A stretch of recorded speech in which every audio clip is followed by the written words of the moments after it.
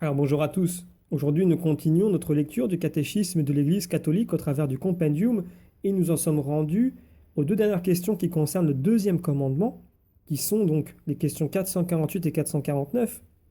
Pourquoi le faux serment est-il interdit et qu'est-ce que le parjure? Donc pourquoi le faux serment est-il interdit? Pour commencer, une première réponse brève. Parce qu'il met en cause Dieu, qui est la vérité même, prise à témoin d'un mensonge. Saint Ignace de Loyola disait: ne jurez ni par le Créateur, ni par la créature, si ce n'est avec vérité, nécessité et révérence. Alors pour étayer ce propos, prenons les paragraphes 2150 et 2151 du catéchisme de l'Église, qui nous disent ceci. Le deuxième commandement proscrit le faux serment. Faire serment ou jurer, c'est prendre Dieu à témoin de ce que l'on affirme.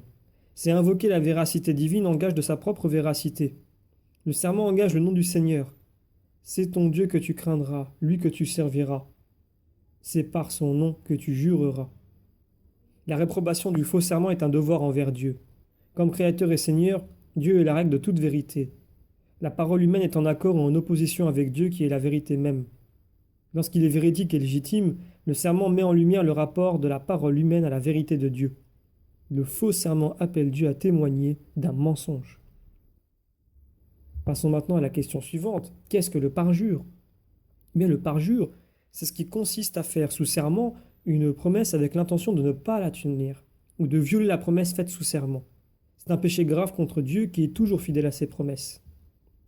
Alors pour étayer ces propos, prenons les paragraphes 2152 à 2155 du catéchisme qui nous disent ceci. Et parjure celui qui, sous serment, fait une promesse qu'il n'a pas l'intention de tenir, ou qui, après avoir promis sous serment, ne s'y tient pas.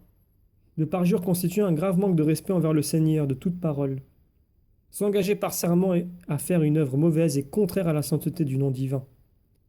Jésus a exposé le deuxième commandement dans le Sermon sur la montagne. Vous avez entendu qu'il a été dit aux ancêtres, tu ne parjureras pas, mais tu t'acquitteras envers le Seigneur de tes serments. Eh bien moi je vous dis de ne pas jurer du tout, que votre langage soit oui, oui, non, non. Second dit de plus vient du mauvais. Jésus enseigne que tout serment implique une référence à Dieu et que la présence de Dieu et de sa vérité doit être honorée en toute parole. La discrétion du recours à Dieu dans le langage va de pair avec l'attention respectueuse à sa présence, attestée ou bafouée en chacune de nos affirmations. À la suite de saint Paul, la tradition de l'Église a compris la parole de Jésus comme ne s'opposant pas au sermon lorsqu'il est fait pour une cause grave et juste, par exemple devant le tribunal. Le serment, c'est-à-dire l'énonciation du nom divin comme témoin de la vérité, ne peut être porté qu'en vérité, avec discernement et selon la justice. La sainteté du nom divin exige de ne pas recourir à lui pour des choses futiles et de ne pas prêter serment dans des circonstances susceptibles de le faire interpréter comme une approbation du pouvoir qui l'exigerait injustement. Lorsque le serment est exigé par des autorités civiles illégitimes, il peut être refusé.